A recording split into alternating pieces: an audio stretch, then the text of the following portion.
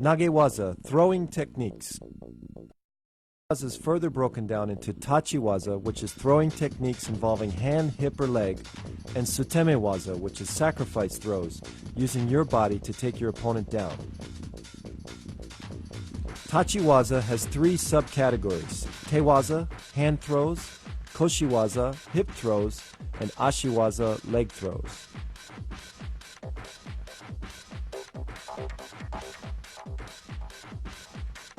Taotoshi, side body drop. This was the foundation throw of all my throws in competition.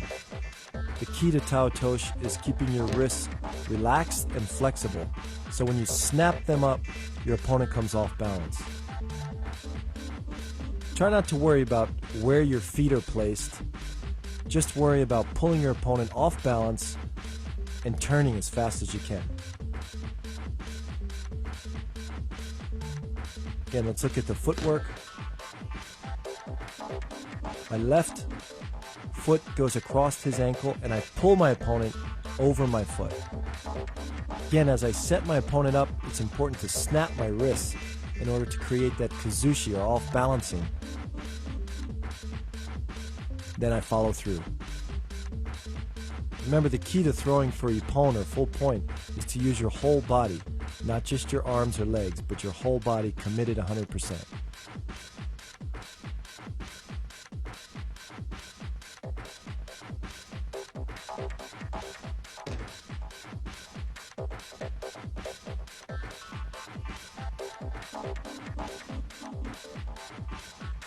Another competition version is a side taotoshi, staying in front of your opponent by a half a step, just like we were doing in kouchi guard. This time I'm just going to step across and throw him with taotoshi. It's a very quick and effective throw. The key to making this successful is setting your opponent up and staying that half a step in front of him.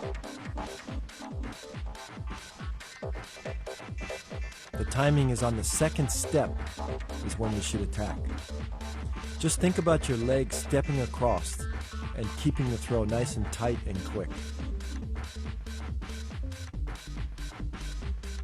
A common problem in taotoshi is your opponent holding you out and not letting your left hand or your lapel hand come in. So one way around this is to come in with one hand. I often did this in competition against a right-sided opponent. Watch as I come in, I bring my left hand across and just leave it in the elbow joint of my opponent's left arm. Keep the pulling hand very tight, and the quickness of the body turn will complete the throw. Ippon seonage, shoulder throw. Another classic move in judo. This throw you can see in many Olympic and international competitions. Let's break it down. As I'm moving backwards, my feet are going to be shoulder width apart, back straight, and follow through. In detail, let's look at my body position. My legs are shoulder width apart, my knees are slightly bent, my back is going to be straight. As I turn my body, I'm pulling his arm as tight as possible to trap his bicep in between my elbow, my forearm, and my shoulder. Then I drop my body and throw.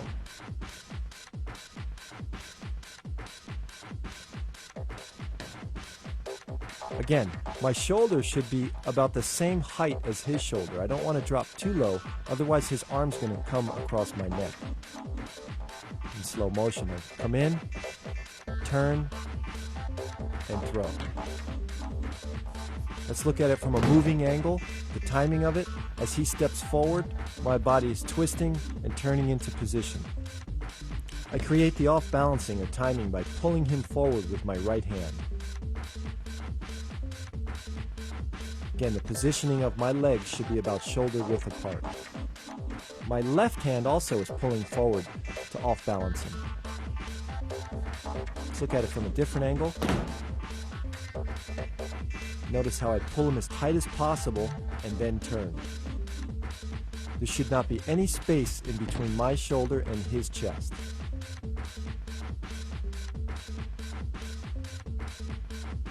When done with the proper quickness and timing, this throw, ippon seonagi, can be very effective, especially against bigger opponents.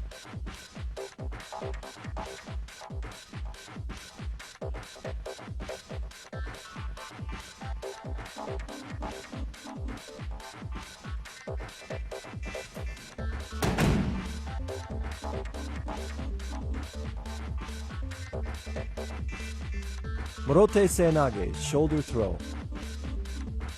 The difference between morote and ippon seonage are only the fact that my left arm is curling underneath his armpit as opposed to letting go and coming straight under the arm. Notice that my feet are slightly overturned. This is to create a little bit more torque.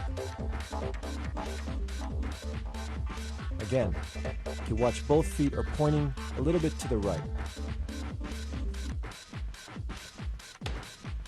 A key point to remember is try to keep your wrist as straight as possible, because when you bend your wrist, it becomes a weaker throw. The follow through is all the same. You notice my right hand is pulling my opponent up, my left pinky's turning out. This is to create more of that off balancing, which is needed in all judo moves.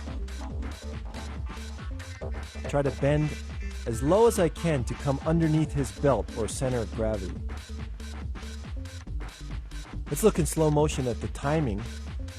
Notice my right hand pulling his leg forward. As he steps forward, I twist in for the throw.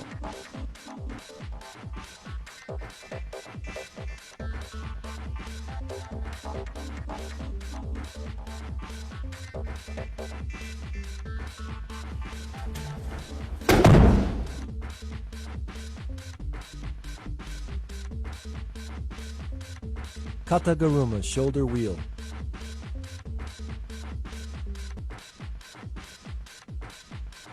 Kataguruma, surprisingly, is a hand technique. And what that means is your hands or wrists basically create the opening or the off-balancing as your body drops underneath.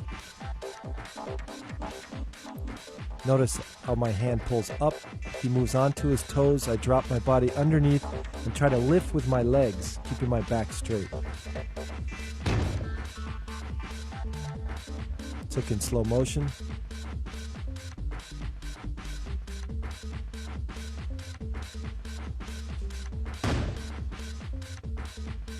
Looks from the top.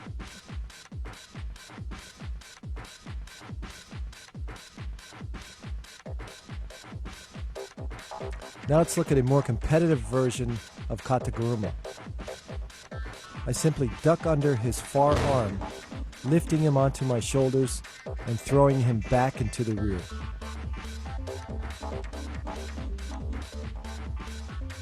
My opponent's got a far right-sided grip, so basically I'm ducking under his other arm and taking him off balance in the direction that he's already leaning toward.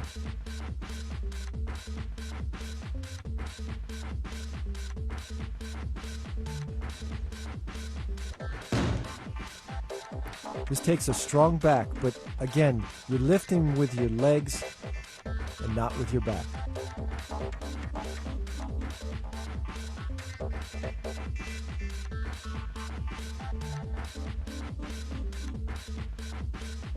Another competitive version of Kataguruma is to surprise my opponent by simply dropping underneath the center of gravity. As I follow through, I extend my arm and come into the pin. Remember to pull with your right arm as you drop underneath and finish the throw.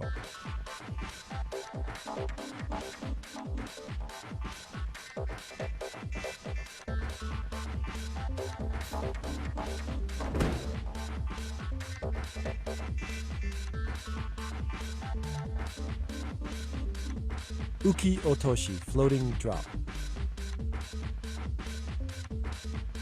A classic throw taught in kata, this throw demonstrates the essence of judo. As my opponent pushes or moves forward, I use his energy and strength against him, dropping my knee and throwing him forward.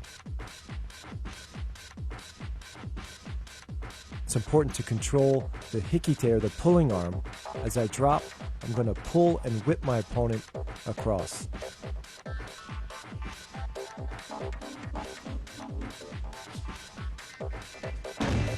Again, as he steps, is the correct timing to drop my knee down and whip him across. To apply this technique in competition, push your opponent backwards so he reacts and pushes forward. At that moment, turn quickly, thrusting your elbow into his armpit and pulling down with your hikite, or pulling arm.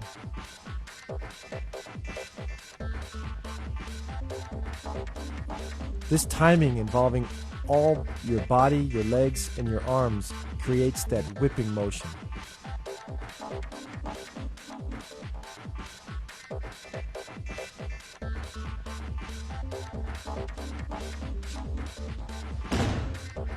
This throw is difficult and uses a lot of timing.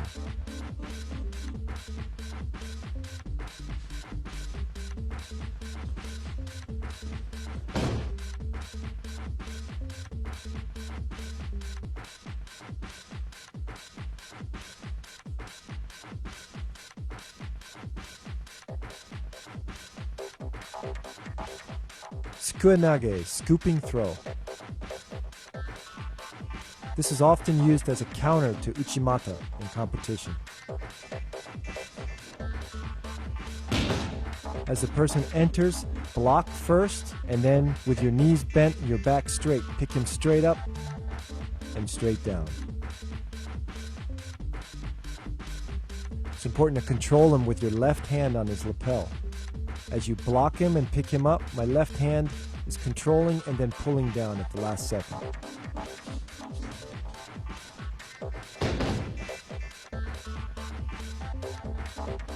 Watch in slow motion. Block, pick up, step, and finish.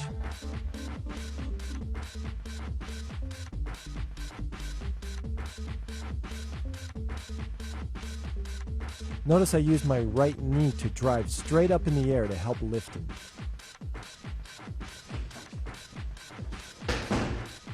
It's important to lift with your legs and not with your back.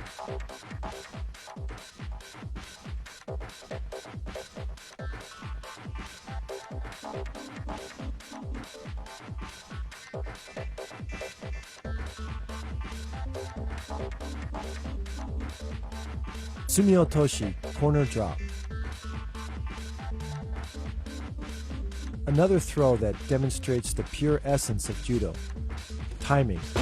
As my opponent is moving forward, I'm going to use the correct timing to switch directions and throw him backwards. Basically taking his feet out from underneath him.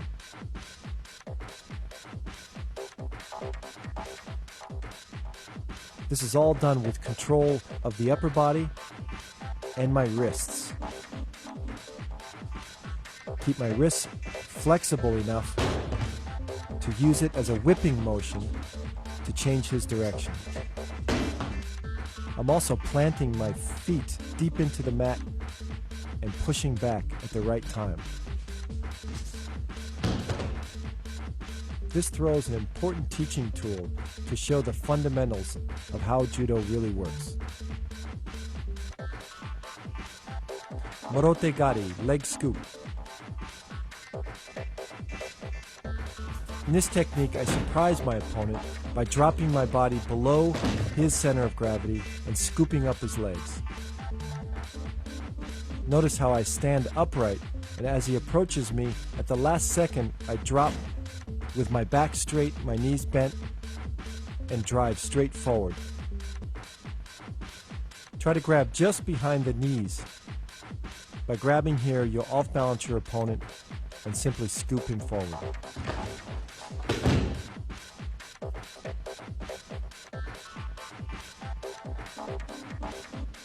Let's look at it from the top.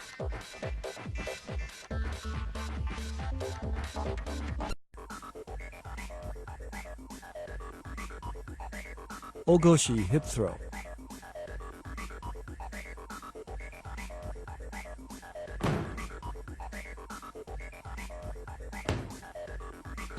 One of the first moves we learn as a beginner in judo, ogoshi teaches you to lift with your legs and not your back.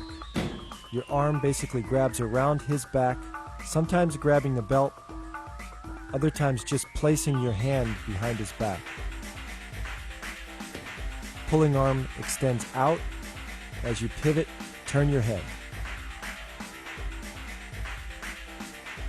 Place your feet about shoulder width apart. Again, back straight as you lift your opponent.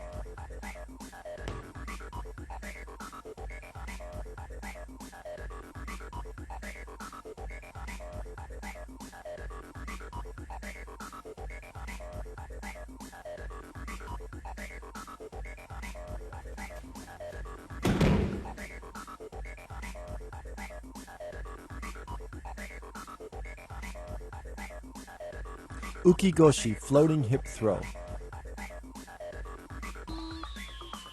This is one of the foundation throws of judo. When I was training in Japan, the high school kids used to train an hour on this throw each day. Let's look at the hip placement. Notice my body is to the right side of his body. I'm not directly in front of him. My right hand is pulling him off balance as I turn in and create the throw. My left hand is placed about the middle of his back.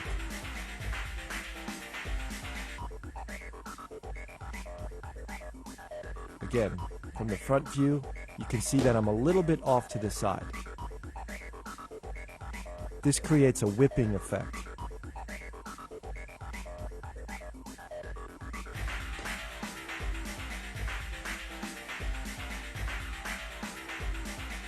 Now let's look at it as I'm moving into the opponent. Okay, I take a deep step with my left, and my right comes back, lifting my opponent as I'm turning. This is pure timing. Now in a different angle as I'm moving back, as his left foot comes forward, that's the time that I turn. Timing is essential in this throw.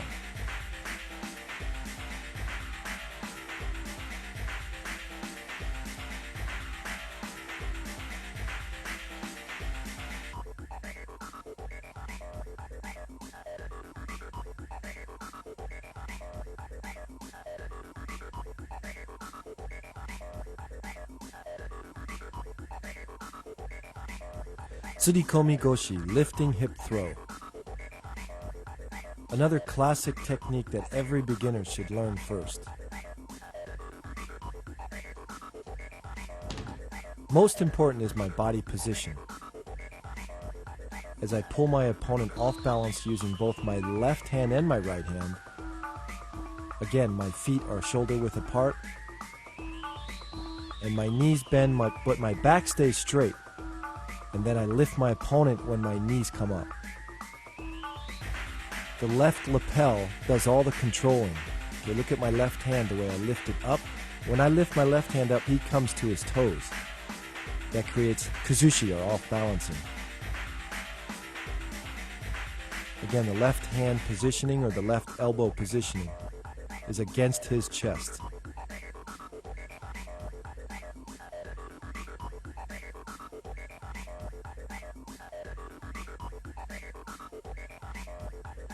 Let's look at the footwork. As I pull him forward, he steps forward, and then I turn.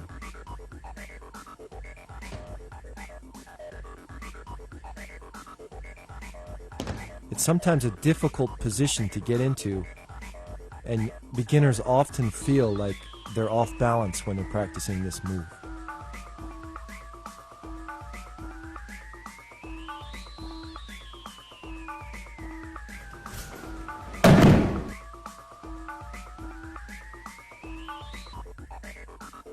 Haraigoshi, sweeping hip throw.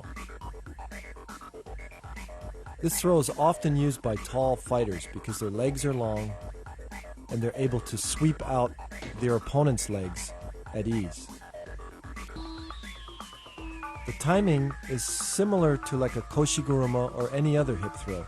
When your opponent steps forward, you turn and kick out your left leg which sweeps out your opponent's legs. Again, the key to all hip throws are really in the off-balancing or the pulling. My right hand is pulling my opponent off balance, and the sweeping leg does nothing more than just follow through for the throw. It's important not to emphasize sweeping your opponent's legs out, but put more emphasis on off-balancing your opponent, letting your leg just be a guide.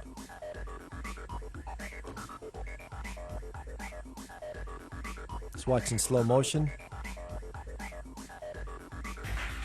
Again, keep the sweeping leg straight, point your toe, and finish the throw.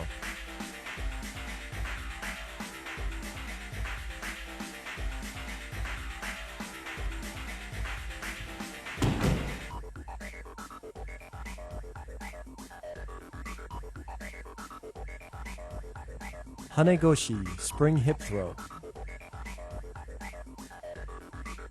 Another classic hip throw in Kodokan Judo. Hanegoshi is basically the same as Haraigoshi except for the fact that your left leg is slightly bent. In Haraigoshi, it's fully extended, sweeping both legs out. In Hanegoshi, it's slightly bent and placed on the inner thigh or knee area of your opponent. The steps are the same. As my opponent follows my foot back, I step in and turn.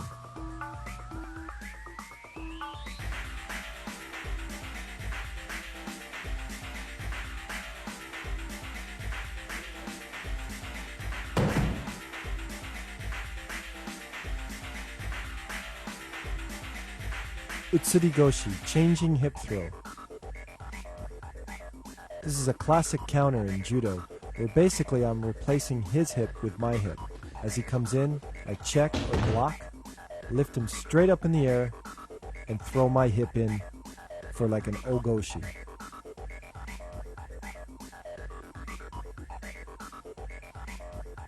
Posture is really important. To keep your back straight as he attacks, use your hip to block, and then bend your knees and throw your hip in.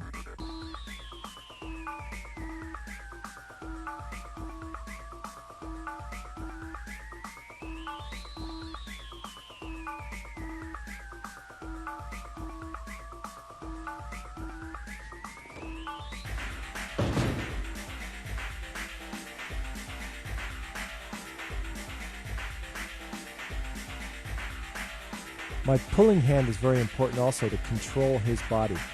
As I block, I keep him tight, close into me, and as I finish the throw, I pull with my right hand.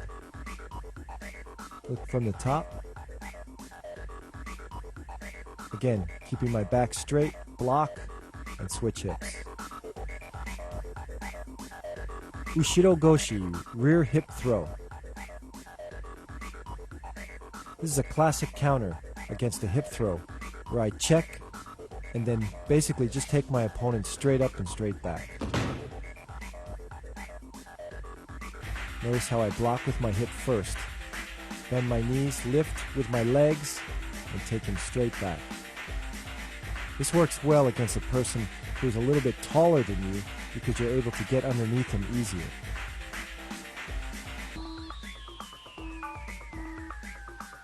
Also control him by keeping his body close to yours and basically bear hugging him until you throw him down.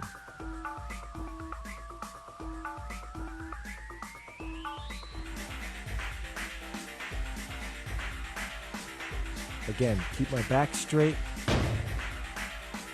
Don't try to anticipate this because when you do that, you're going to bend your back and then you'll get thrown. Let's look at it from the top.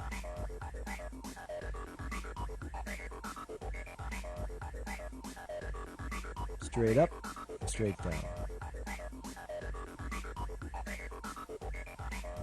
Tsurigoshi, lifting hip throw. The main difference between this throw, tsurigoshi, and ogoshi is the fact that I grab his belt. Watch as he comes in, I grab his belt, and then I attack, much like an ogoshi.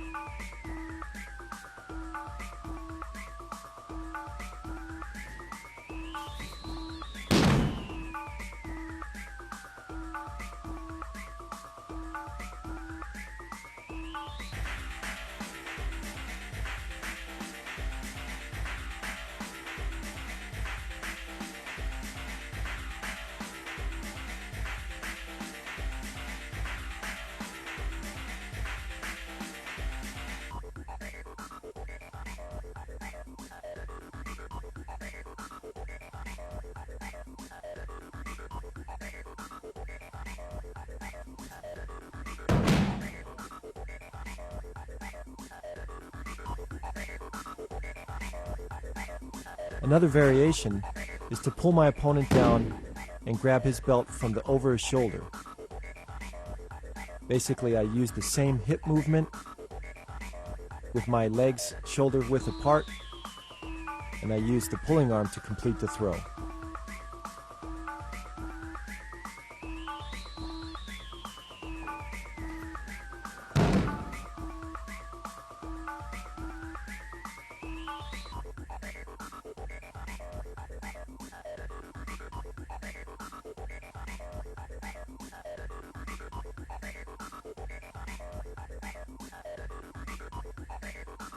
Let's look at it from the overhead.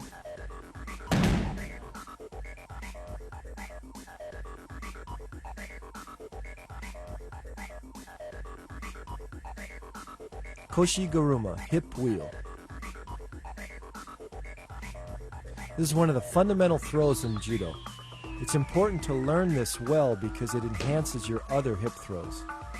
Let's look in slow motion. It's important to turn my hip completely and rotate my opponent around. My right hand pulls forward, my left hand comes around the neck and controls the back of the neck pulling forward. Look at the position of my feet. They're shoulder width apart. My back is straight as I bend my knees. And then basically I lift my knees and lift my opponent off the mat at the same time.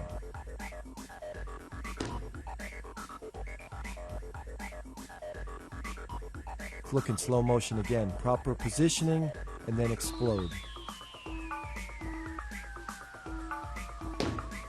By doing many uchikomis in Koshi-guruma, this improved my uchimata and also my harai goshi.